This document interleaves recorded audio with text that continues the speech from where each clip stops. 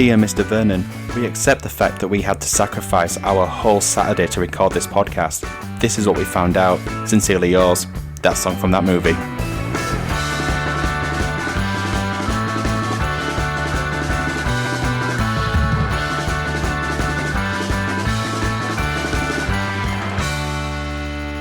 Greetings, podcast listeners. You're through to That Song from That Movie, the journey through the very best and worst of movie songs. In the simplest terms, in the most convenient definition, I am your host, Dietrich. He has exactly 8 hours and 54 minutes to think about why he's here. I'm joined with Alex. Hello. And his middle name is Ralph, as in puke. His birth date's March 12th. He's 5'9.5". He weighs 130 pounds, and his social security number is 049 380 913. It's Ben. All of those things are true. References, yes, not to me. They're definitely all true. Just a question. Have either of you ever heard the term Ralph being used as the word for puke outside of this film? Ralphing. Yeah. Maybe not, but it sounds like something that makes sense. I suppose like chundering or... Puke and Ralph do not sound the same. Because I thought you meant like how it's pronounced. Yeah. No, I can't say I've ever heard it. No, but then when you hear it, it's like, yeah, that makes sense. Ralphing. He's He's Ralphing. Oh. It sounds very American, I suppose. Because it's supposed to, like, you know, it's that sound of that noise of it, like, coming up. Ralphing. When you make the sound, Ralph. Yeah.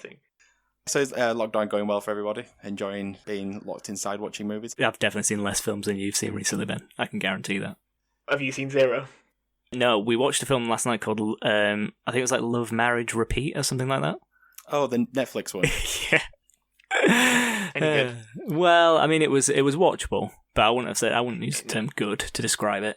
But it was kind of like, do you know the concept of that Community episode where they all roll the dice and there's like different outcomes? Yeah. Oh, yeah. It was like that, but what they did is they did one initial one, then they went back to the point of initiation, so like the dice roll, but whatever it was in this film, which was like where they were sat around a table. And then they did like loads, but really quickly, so you only saw like segments of the outcomes, and then they did one long final one. So it was kind of like really disjointed and unusual. Not that satisfying, but there was funny-ish parts. It was okay. I've seen worse films. That shouldn't be a marker for how good a film is that you've seen worse films. Terrible, terrible critique. Well, I've seen something worse. It's like when you get stabbed, it's like, at least I wasn't shot. If we're talking about Netflix, straight to Netflix films, we watched one last year which had, I can't remember the actress' name, but she was in Sweet Life of Zack and Cody. And she like get... Ashley Tisdale? No, the other lady, the one who played like London. Oh, and the one that was London Tipton or something. Yeah. In Social Network, that one. Yes, I think it is her. Well, anyway, she gets like kidnapped by this guy and locked in a house. And that was possibly the worst, but that was kind of like so bad it's good. Whereas Love Marriage, Repeat was kind of just like, nah. Take from that what you will. Does Love, Marriage, Repeat get a Alex recommendation? I would say if you've got absolutely nothing to watch, you could do worse than this. Yeah. Should never be a possibility in modern times. So I wouldn't say recommend it, but I would but I wouldn't not recommend it either. What's that even mean? I wouldn't say watch it, but I wouldn't say don't watch it. Exactly, yeah. I wouldn't go out of my way to be like to somebody, you should not see this film. I think that holds up. I feel like we need to move swiftly on. That was a chore. So today's episode is Don't You, open brackets, Forget About Me, close brackets. You make sure you close those brackets. Exactly. By Simple Minds from The Breakfast Club. But what happened when the song and movie came out? If only there was a segment where we looked back at that. Have you got any ideas, Alex? Ooh, interesting. I'm waiting for Ben to do the... I was so tempted, but then I thought you were going to go straight on. I didn't want to interrupt. Thank you, Ben. So, I mean, so the year of the film release was 1985. Certain things happened in 1985 that I think we should talk about. First of all, there's Bruce Springsteen, of course, and then Madonna. But, I mean, this was way before Nirvana. But there was U2 and Blondie, and as well, there was music still on MTV. Do you guys remember that? You probably don't, because we weren't alive in 1985. But, I mean, those are the things that Bowling for Soup remembered about the year. Brilliant work. My research also tells me that there were miniskirts made out of snakeskin, and there was an original lineup of Van Halen, as well as sitcoms and game shows on the radio. I don't know if we need to talk about anything else other than those things. What is happening today? Pure devolution. Other than those things, on the 19th of February, which so the month was February 1985 when Breakfast Club came out. Is this an actual one? This is an actual one. No. Yeah, we're still doing quotes from Bowling for Soup. I mean, I could bring out some more, but maybe later on, because actually the film gets a name check in the song. So maybe we'll come back to that. But yeah, so big soap fans, you guys? The TV show or the cleaning apparatus? In terms of TV, not so much the cleaning utensil or whatever you would call it, utensil. I don't know. No soaps and TV. No. Well, Not really. You won't be that bothered to find out then that the first ever episode of EastEnders aired in this month. Oh, really? Though that's quite. I always think it's longer. I guess because has Coronation Street been going a lot longer? Yeah, Coronation Street was like the 50s or something, wasn't it, or 60s, like way earlier. So yeah, I think I was surprised to see that this was the 80s.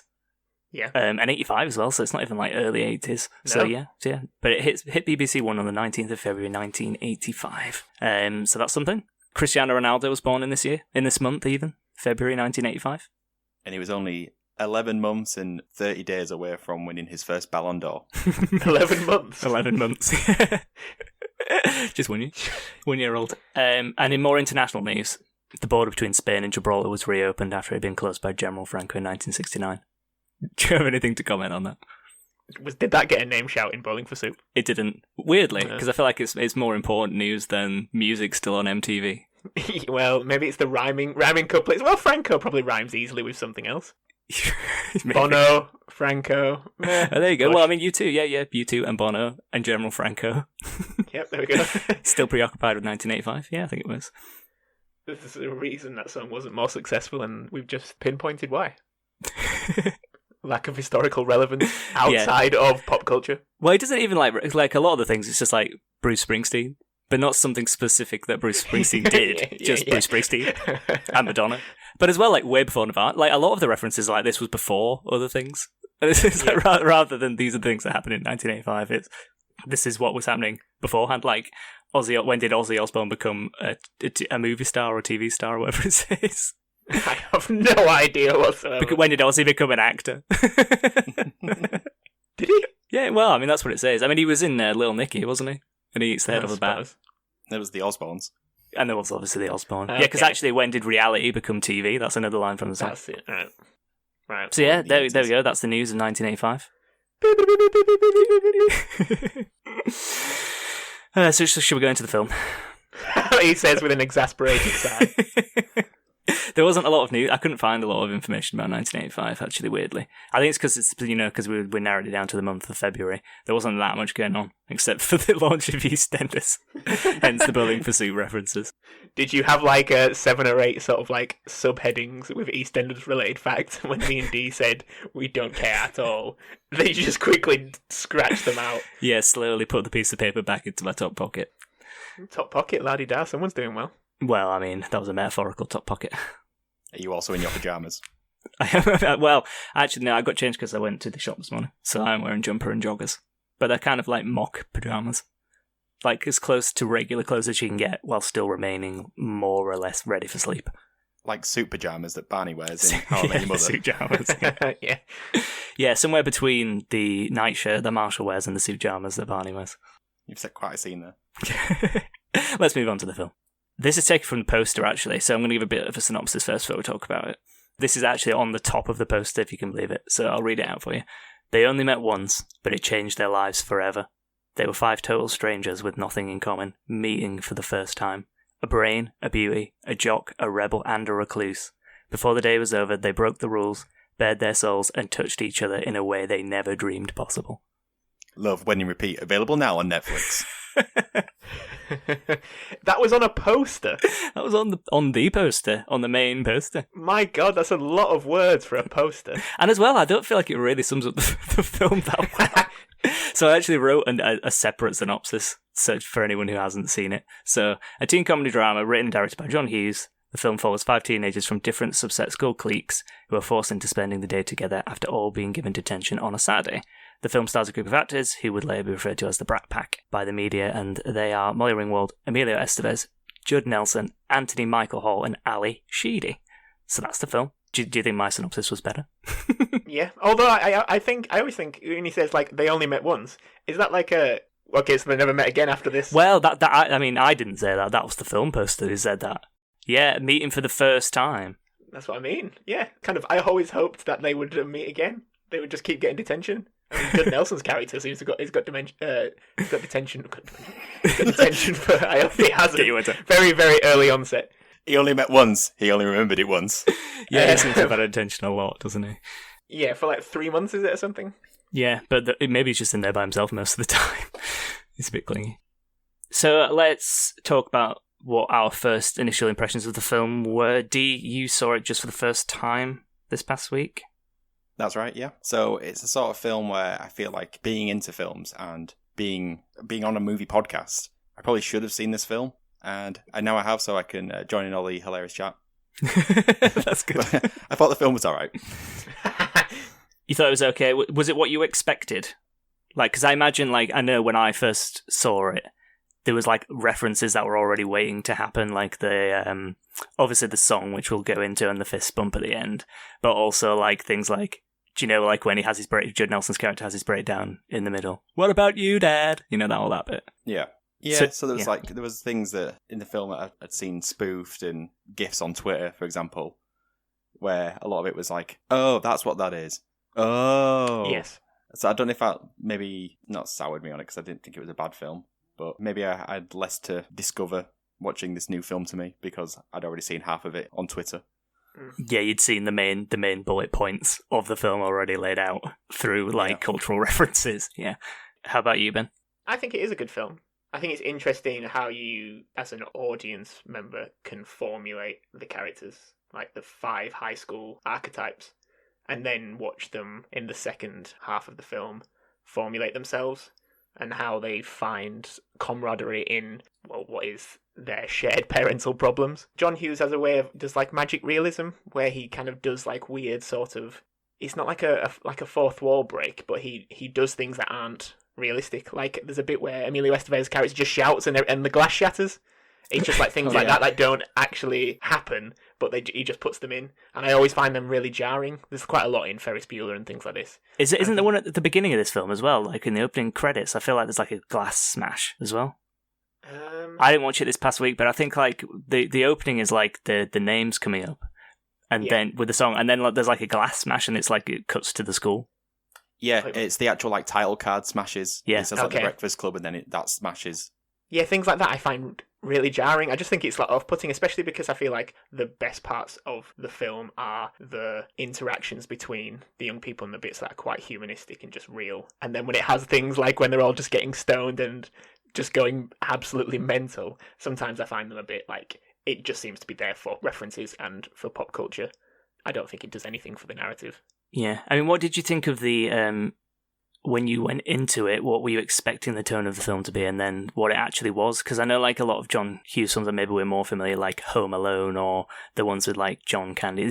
I think he's Plane, Trains and Automobiles. I think that's John Hughes, and even like things like 16 Candles or Pretty in Pink, maybe. This is much darker in tone. Like there's obviously quite deep references to like suicide and parental abuse and things like that. Were you expecting it to be like that? So I wasn't expecting it to be quite as dark. I thought it was going to be quite a sort of fun comedy coming of age style movie. Yeah. I suppose it is a coming of age still, but I expected it to be more like, oh yeah, everyone's friends sort of thing. And it was pretty much the opposite of that. Yeah. They all sort of hated each other, and that's why they all liked each other. It's definitely heavier than all his other films. To say he's made films like Baby's Day Out. Oh yeah, of course. Or Mr. Mom. Or Dennis the Menace. Yeah. You know, and all the National Lampoon films, I guess. He writes teens very well, but this time he's done it with the dark underbelly. Yeah. But that's the thing, I think it's really good because they all have an image of themselves and each other, and then that is shattered. And maybe that is a glass shattering thing, maybe it is a metaphor for that, but they all kind of shatters their images of the other people in detention, and that kind of leads them to think that it's not all... Well, all these sort of facades don't really matter towards the end. Yeah, yeah. I think another thing that's interesting about this film versus the other ones is the fact that he really commits to, because it's kind of like like a play, isn't it? Like a one-set play, like everything more or less takes place within that one location. Yes. And a few of the reviews I read were comparing it to things like Who's Afraid of Virginia Woolf, which is like the classic for that sort of like one set. Everything unfolds from a moment when they're all put together. But like, I think a lot of people who were reviewing were like, oh, well, this is interesting to begin with, but they were expecting it to go into more of a classic teen, maybe not teen sex drama, like something like American Pie, but, like go more down that route. Like, we'll see them put thrust together and then we'll see the repercussions, when actually, like, there's a real commitment in this to just throwing them all together, and that is the film. He doesn't move away from that. So I think that's quite interesting. But to touch kind of what you guys have been talking about, like how they're sort of categorized as those roles and then broken apart at the end, and they sort of, there's that whole bit at the end where it's like where each the criminal, where each the princess, each the athlete, etc., were all these things. It's quite interesting reading some of the critical reviews at the time, because it was quite mixed when it was released. Oh, really? I didn't know that. Yeah, I mean, the box office did pretty well. The budget was $1 million, sorry. And it made 51 million, so I mean that sounds like a big success, obviously, in terms of versus budget versus box office take. But I think there was a couple of reviews I read where they generally praised the cast, but it was more that they were sort of like, well, are teenage problems really problems? Do you know that whole thing? They sort of really trivialized it. That's such a thing of the time, isn't it? Though it's an adult critiquing a child. Is high school really that difficult? Yeah. I mean, it's essentially what the assistant principal in the film keeps telling them. Well, this is it. The film feels like it's designed to combat those opinions, and yet the actual opinions of the film were exactly that, which I thought was quite interesting. Because, like, he's sort of trying to push teenage issues to the front of the agenda and be like, no, these are serious issues. I mean, and they are. I mean, like, one of them's considering suicide, as we said before. One of them's, like, being pushed to the brink by his father to become a wrestling champion. Yeah, Judd Nelson's character shows, like, a cigarette burn, doesn't he, on his arm? So he's obviously being abused by his father. Yeah. These are genuine issues, and like, why aren't? And I think it was because there wasn't a lot of exposure at the time on TV or film for these kind of problems. Usually teenagers were put in these categories and they were background characters, whereas they thrust them to the front and say, well, they're not just these specific set subtypes. People are all these things and none of these things at the same time.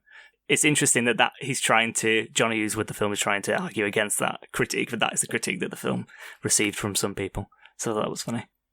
Yeah, that is really interesting. I think it's just when I always read these sort of New Yorker article sort of thing, it's having problems with relationships is nothing like paying taxes or something like this, or having to take out a second mortgage. It's the seriousness in relation to yourself and how it makes you feel. It's not the actual event. That's the problem. You can only have your own problems. Yeah, you can't have everyone else's problems. Yeah. You've got We'll talk a bit more about film in a bit, but should we move on to this? Actually, before we do that, I did write down, if you were going to categorize yourself as any of these subsets during your high school time, would you class yourself as the criminal, the princess, the athlete, the brain, or the basket case? Dietrich.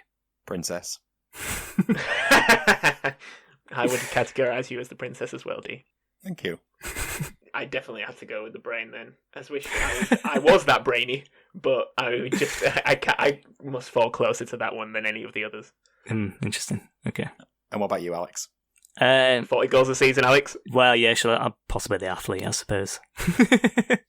But probably none of the above, or maybe a bit of all of the above. I think that's probably the point of the film, isn't it? We're all a bit of the above. Right, so let's talk about the song. As Dee mentioned at the beginning, the song is Don't You, opens bracket, Forget About Me, close bracket, and it was recorded by the Scottish band Simple Minds. Were we aware of Simple Minds? Any other songs by them other than this one? Nope. No. Aware of the band, can't think of any other songs. No. The interesting thing about this song, which you're probably not aware of unless you've done any prior research, is that it wasn't actually written by them, because they were a sort of semi-successful band in Europe at the time. Not so much, and they hadn't really broke in America. But they were relatively famous. But the song was written by a man called Keith Forsey and another man called Steve Schiff. They were writing the score for Breakfast Club, and they specifically composed this song for that, and then pitched it to Simple Minds, which I think is interesting if we look at the song later on. But it's probably not what you would expect, especially with like a pre-existing pop band. Like, it makes sense for stuff like Disney films, maybe, where they're like, oh, well, we'll write a song and we'll just get anyone to record it. It's interesting that this is a proper band, and the song was written for them. I read that Keith Forsey was a big fan of Simple Minds, and he had them in mind when he wrote it.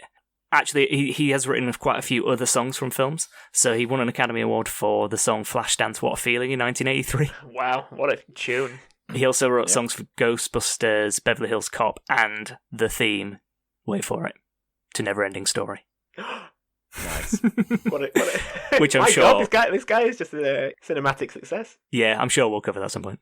I'm assuming based on how you worded that, he didn't write the Ghostbusters song. No, not that I could see, but it was a song that was on the soundtrack. He wrote the song for Beverly Hills Cop, I think, The Heat Is On. The Heat Is On. What a song. But it's not the main theme. I think that's the one that he'd written. So I've got it in my notes, so unless my notes are completely wrong. But yeah, he's had a bit of a track record. Yeah, my God. When he pitched the song to Simple Minds, they actually turned it down originally. I read an interview with Jim Kerr, the lead singer, and they basically turned it down because they didn't want to be a band that recorded other people's songs. And actually the fact that it had been written for them made it even worse, because it was like, well, we don't want to record a song that's like a Simple Minds song, which you can kind of see the point. And then the song after it was offered to them was offered to Billy Idol and Brian Ferry, of course, of Roxy Music, but they both turned it down as well.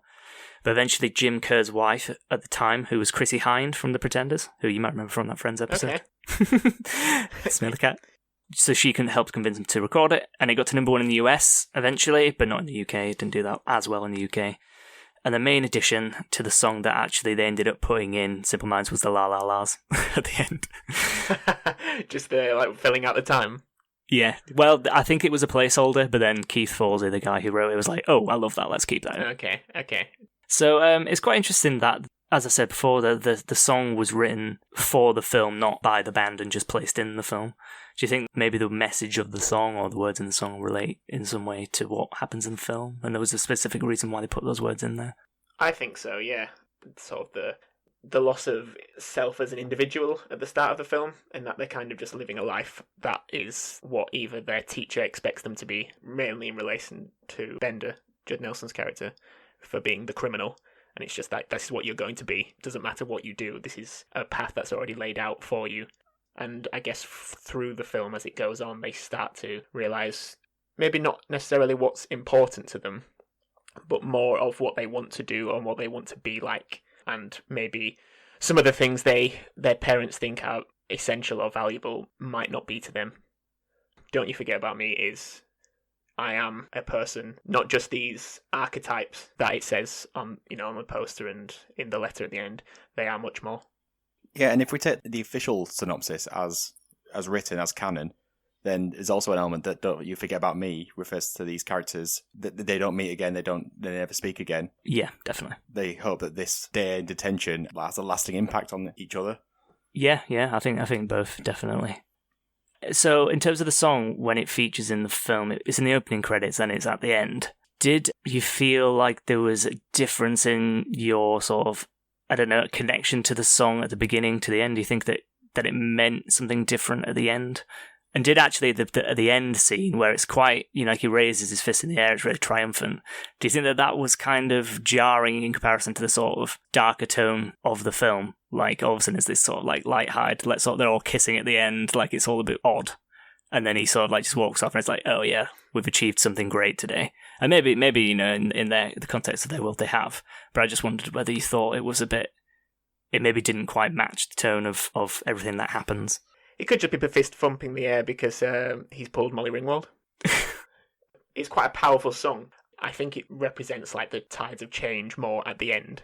I think the start, just because it's playing over introduction cards, it's just the song. So that's all you've got. You've got nothing to base it on or anything to tie it to in relation to the narrative. I think it's just sort of a premonition for what's to come. And then at the end, it's more interwoven in the narrative. I think during the opening credits, if you ask me straight, what did you think that all meant? I got serious school shooter vibes. Really? Interesting. Yeah, like Don't You Forget About Me being more like infamy, like I need to be known. And then there's the whole I don't like Monday scratched in the wall whilst the song plays. Oh, of course. Yeah, okay. I didn't pick up on that. Yeah, that's interesting. I was watching it just going, oh my god, one of these is about to kill themselves or kill everyone else in the school. I mean, that would be a huge change from his previous works of 16 Candles and Weird Science. I suppose it'd be more like Dead Poets Society. Because he kills himself. Yeah. Not to spoil it. Whoops. No song in it, we won't cover it. Yeah, that's true. I know what you mean, though. He's got, like, especially Bender, he has got that sort of anarchistic element of him. In someone in that predicament who thinks they've got nothing, everyone thinks they're a failure and their life is going to be a failure. That is the kind of people that are pushed to, react. It's like a wild animal being pushed in the corner of a room. It's either going to freeze or it's going to fight. So yeah, I can see why you thought it might go that way. Yeah, definitely. Now that you say it, it's like, I can kind of see that it almost feels like that's how they're setting it up. Yeah, and it shows Jack's locker where it has, like, you will die if you open this locker and stuff like that. As if it was hiding a weapon in there. Yeah, it's quite scary, isn't he? Yeah, and the empty sort of corridors as well. It's kind of like, it's got like a ghostly... Quite solemn. Yeah, like a ghostly solemn vibe, yeah. Interesting point.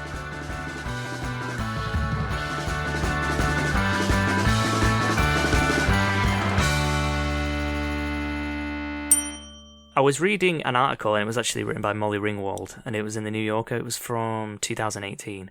And she does kind of a retrospective critique of the John Hughes films that she was in, which are Pretty in Pink, 16 Candles, and of course Breakfast Club. And she does a sort of retrospective in a post-Me Too world.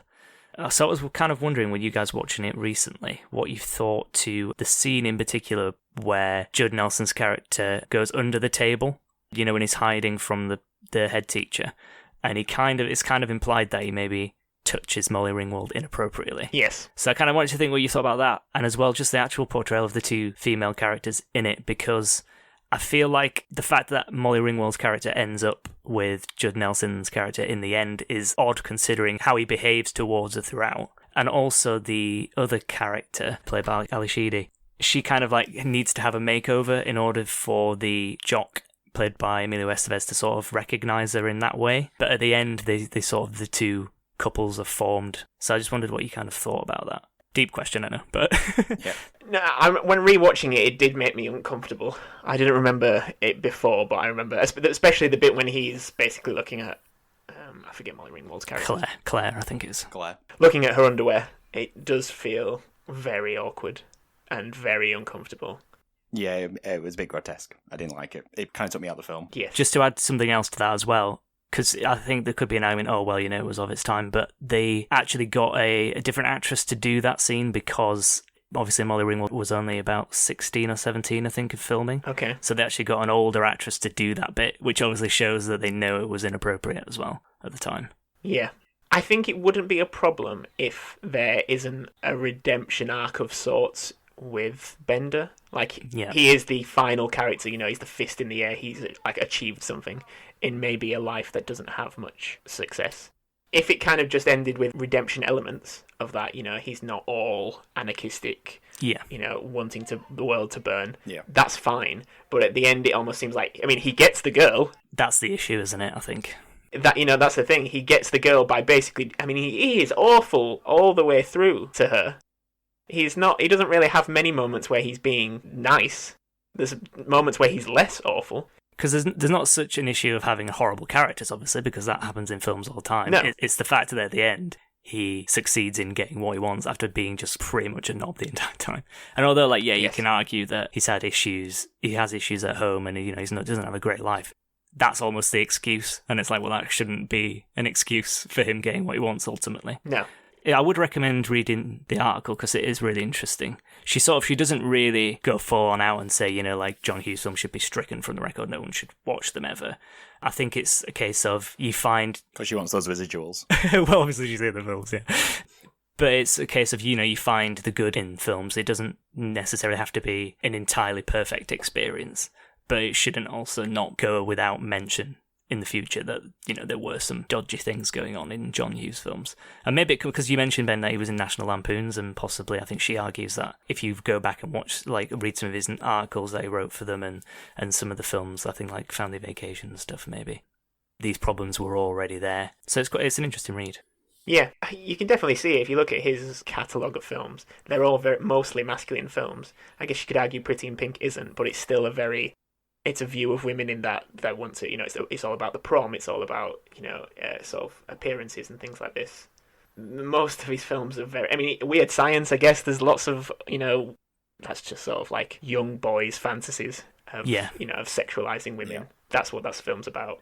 I mean, she talks about 16 Candles, apparently. I've not seen it myself, but there's a scene in there where there's potentially like a rape scene at the end, yes, where very it's much like so. an implied sort of like non-consensual sex scene. I think it was just interesting to see someone who was in the films at the time sort of go back and look at them through a more mature, or well, like a new lens, really. I wanted to just draw your attention to the nominees and the winners for Best Song in the Oscars of this particular year. Don't You Forget About Me wasn't nominated. I don't think Breakfast Club was nominated for anything. But the actual nominees this year were so good, I'm not surprised. Right, so I'll just read them out for you.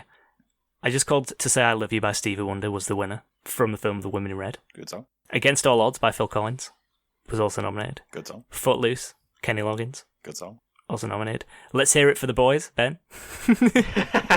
From Top Gun. No.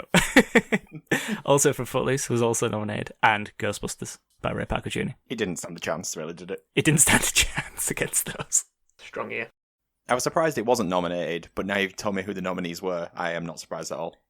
I would say was it 5 songs you said then? All 5 Yep. were better than Don't You Forget About Me? And I like Don't You Forget About Me. Yeah, I think what's weird about those 5 songs is they're still, I know it's not that long ago, 85, but they're still all like, most people know those songs. It's not like any of them have sort of disappeared, and they're film songs, which is quite weird, really.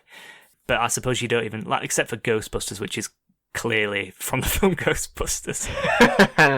And I suppose maybe Footloose from Footloose. You wouldn't even consider most of those songs from films. Like, I didn't even know Against All Odds by Phil Collins was from a film. But it's from a film called Against All Odds. I knew that one. I did know just because of the video. Yeah, so, and Stevie Wonder, I Just Called to Say I Love You, they all just feel like famous pop songs. It's weird.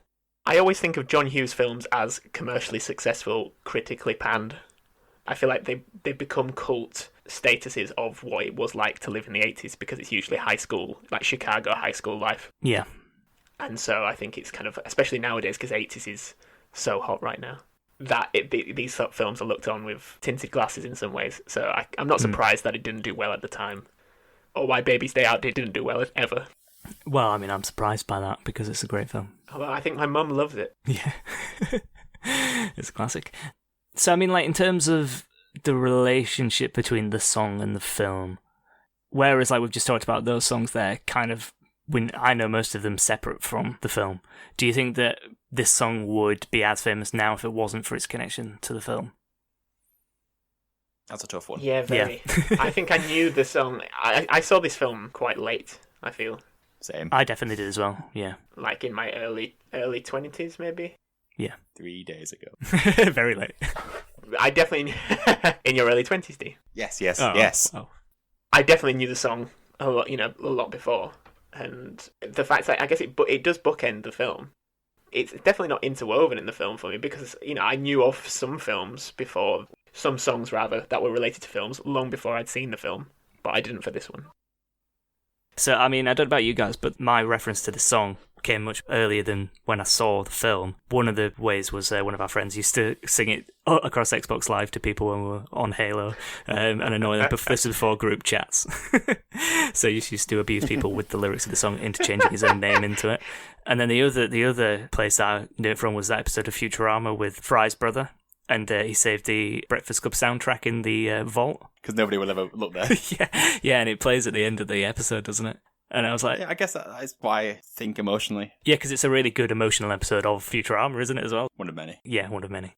Let's not talk about Seymour. I always associate more with the end of that episode than I do with this. Like, I see him in that sort of, like, glass-domed cemetery, and that's how I imagine it. So it's strange that then you find out, obviously it references Breakfast Club in that, but I feel like I didn't know what that was. I was just like, I just know the song from that episode. I didn't really understand that it was a film soundtrack almost. So I guess it did hold a place in my life beforehand, but only through cultural references. Yes, yeah. Like we said at the beginning of the podcast about this film, it's like it's referenced so many times, probably because a lot of the people responsible for making entertainment now grew up with the film at the time, so it probably was big in schools. Like the scene with them dancing, on the tabletop and stuff. Yeah. You see that reference so many times in different places. Oh, yeah. Yeah. And then you see it in the film, it's like, oh yeah, it's that thing. So it's just, it's an interesting watch, I suppose, for that reason. You've got to see it, I feel, because it's pop culture royalty. And it's like when we did the episode on Butch Cassidy, and there was so many like references that you'd seen to it before but didn't really know where it was from, and then you come to it and you see it in its natural habitat almost, and it's like, oh, it's kind of underwhelming in a way because you don't see it fresh. It's a strange experience to how it probably was viewing it initially, and then talking about it afterwards. You just come to it at a different angle, I suppose. Yeah, there was one part of the film. It wasn't like a major part of the film that I'd seen in so many places, and again, GIFs on Twitter. And it was the bit where the brain, he puts on the sunglasses and he sort of looks up just after he's had weed or something, I think. Oh yeah. And that bit I see everywhere. In fact, it was even the thumbnail on Netflix when I went to go watch it the other day.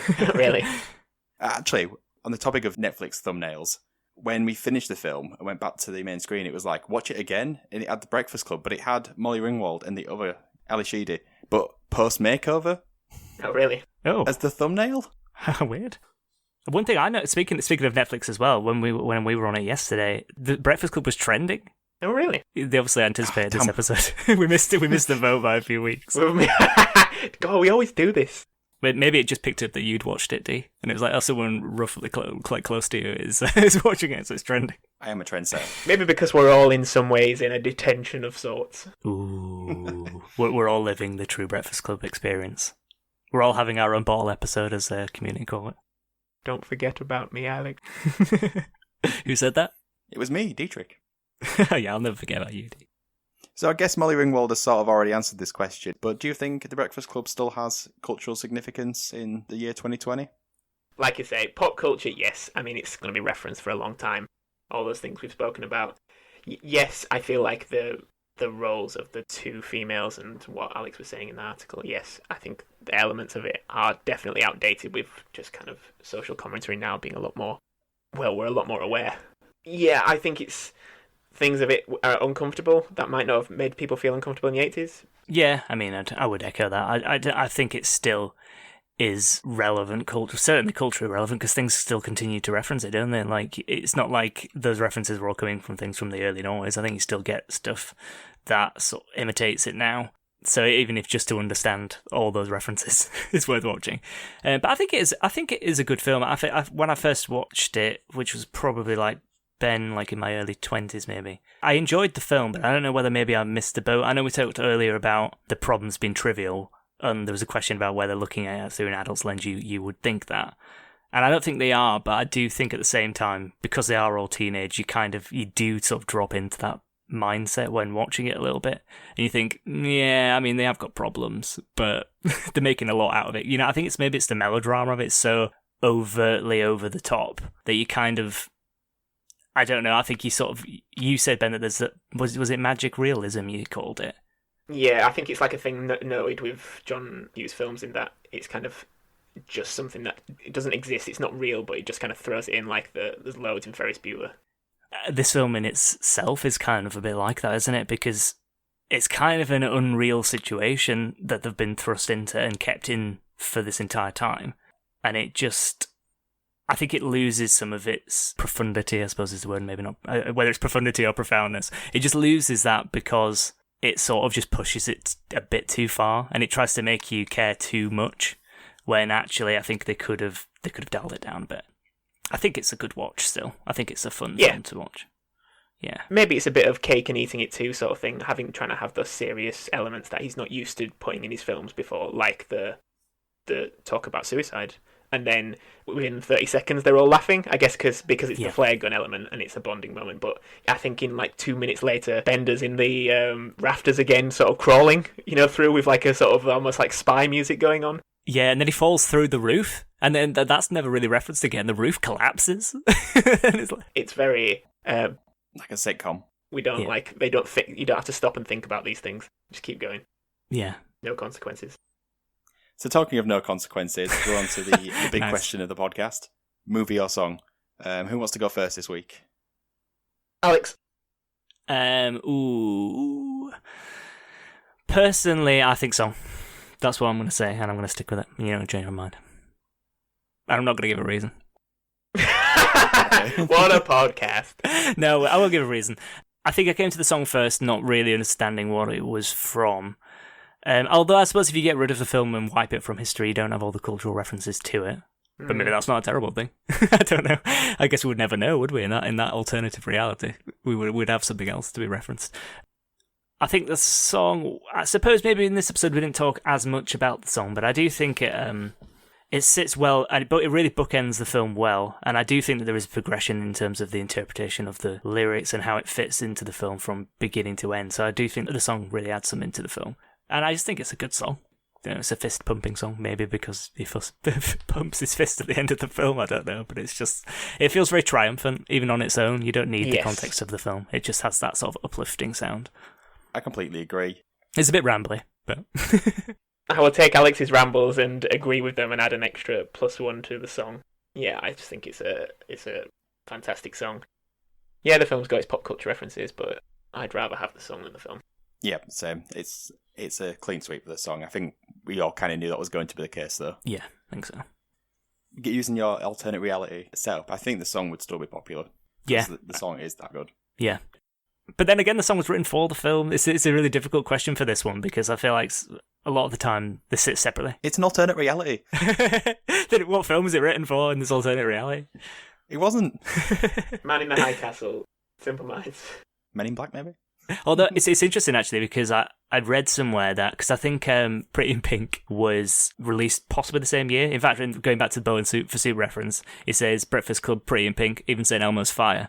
So I will take it from them that it was released in the same year. They the scene, there's a final scene in Pretty in Pink where where there's a prom, and apparently they used this song. The song was used to record that scene, and actually if you go back and watch it, apparently the dance sequence is out because they changed it afterwards. I really can't be bothered watching Pretty in Pink again. But, well, when we do it in a few weeks, Ben, you'll have to. The song's great. The song already won. Save your podcast. Okay. Yeah, so maybe the song featured in Pretty in Pink, but then maybe you lose Pretty in Pink, the song, which is also a great song. So. Yeah, so thank you for joining us today. That brings us to the end of the podcast. Let us know what you think about the podcast, but also about the movie and the song. Is The Breakfast Club the defining movie of your life? So follow us on Twitter. I've actually fixed this on my notes, everybody. So it's TSFTMPod. Yay! We're about, 4 episodes in, and I finally said it without stumbling. So it's goodbye from me, and goodbye from Alex. You want to know what I did to get in here? Nothing. I didn't have anything better to do. That's Alison Reynolds from Breakfast Club. Alex, you know what? You've done it exactly again. Oh, really? You've done it exactly again. And it's goodbye from Ben. Screw this! Right, thank you, bye-bye. Listen to Simple Minds. Sincerely yours. That song from that movie. God damn it, Alex.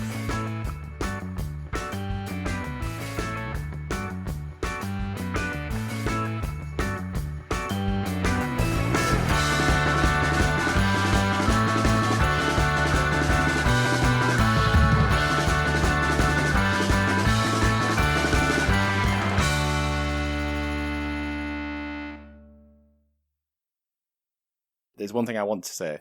This is not just about The Breakfast Club, but about all films. We need more opening credits. Oh, really? Do you think? I really think opening credits makes a film better. For example, The Italian Job, the opening credits of that. Okay, yeah. Just having that moment, it makes it a more cinematic experience where for like a minute and a half, you just sat with music, not much happening on the screen, and it gets you into the feeling of the film. So Bring back opening credits, everybody.